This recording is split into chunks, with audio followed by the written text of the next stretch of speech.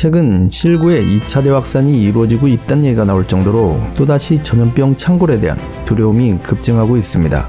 엎친 데 덮친 격으로 미국과 중국의 갈등은 더욱 격화되고 있으며 또한 한국 경제도 피해를 보고 있는 상황인데요.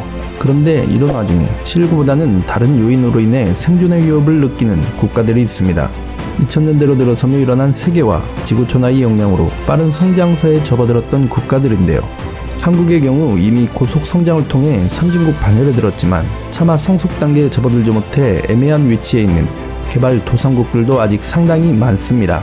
이런 국가들은 지금 실구 확산 그 자체보다도 이로 인해 바뀌고 있는 선진국의 보호무역주의와 자국 우선주의 등으로 인한 영향으로 간신히 달았던 날개가 꺾일 위기에 처해 있습니다.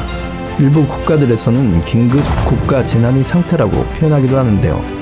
특히 중국에 이어 세계의 공장 역할을 하나 싶었던 동남아시아들의 국가들이 가장 촉각을 세우며 두려움에 떨고 있습니다.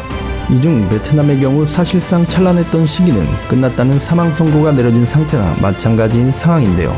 글로벌 기업들이 중국을 빠져나와 베트남에 들어오려고 봤더니 베트남은 생각보다 인건비, 물류비용, 세금, 물가가 비싼데 그것에 비해 노동 생산성은 너무 낮았던 것이었습니다. 빠른 성장으로 인해 각종 제약이 많이 생겼고 베트남 국민들은 눈은 높아졌는데 글로벌 기업들이 그것을 감안할 정도로 베트남의 생산성이 뛰어난 것은 결코 아니었던 것이죠.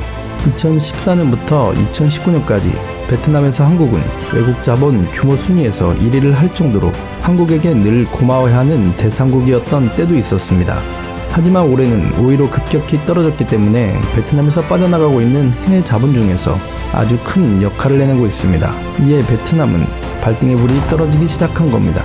그런데 이번에 효성그룹이 원래 베트남에 지으려 했던 신소재 아라미도 공장을 한국의 울산에 짓겠다고 계획을 변경하자 발등에 불이 떨어진 베트남 총리는 효성비나 케미칼 공장에 급 방문하였습니다. 한창 잘하고 있을 때는 관심 한번 안 주더니 떠난다고 하니 붙잡는 꼴이 되었죠.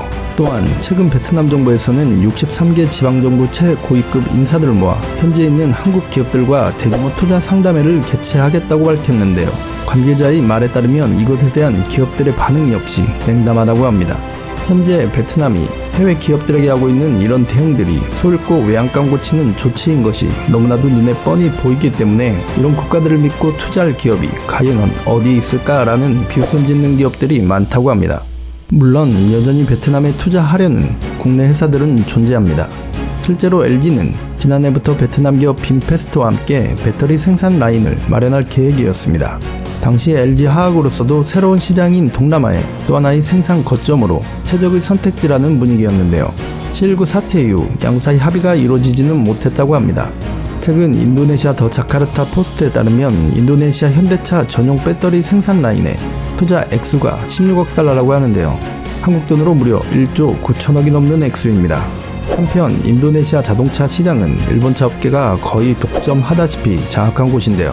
현대차는 인도네시아에서 점유율을 10%로 끌어올릴 목표를 두고 있습니다. 현대차에서는 지난 1분기 베트남에서 일본이 도요타를 제치고 판매량 1위를 차지한 적이 있기에 인도네시아에서의 일본의 자동차를 밀어내겠다는 야심을 가졌는데요. 이런 이유 때문에 현재 말레이시아에서 위치한 현대차의 아시아 태평양 권역본부를 인도네시아로 새롭게 이전하는 계획을 밝힌 바 있었습니다.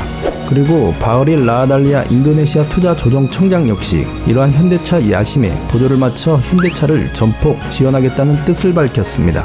특히 글로벌 전기차 3위를 목표로 하는 현대차에게 있어서 전기차의 핵심 부품인 배터리의 안정적인 수급이야말로 전기차 시장에서 승기를 잡을 수 있는 필수 요소기에 합작사 설립은 현대차그룹이 먼저 제안한 것으로 전해졌는데요.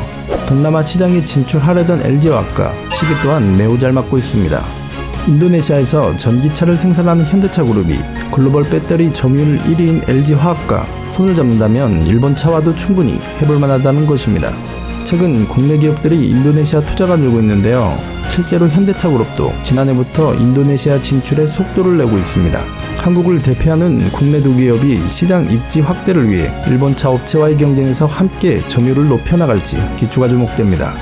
이런 일련의 상황을 비추어 볼 때 베트남에서 국내 기업의 투자는 지속 줄어들 것이며 인근 동남아 국가들에 대한 투자 수요는 점점 더 늘어날 것으로 예상됩니다. 베트남은 그동안 은혜를 베풀던 한국을 흥한시험 결과로 처참한 경제적 위기에 놓여진 상태가 된 것임을 명심해야 할 것입니다. 지금까지 으뜸왕이었습니다. 시청해주셔서 감사합니다.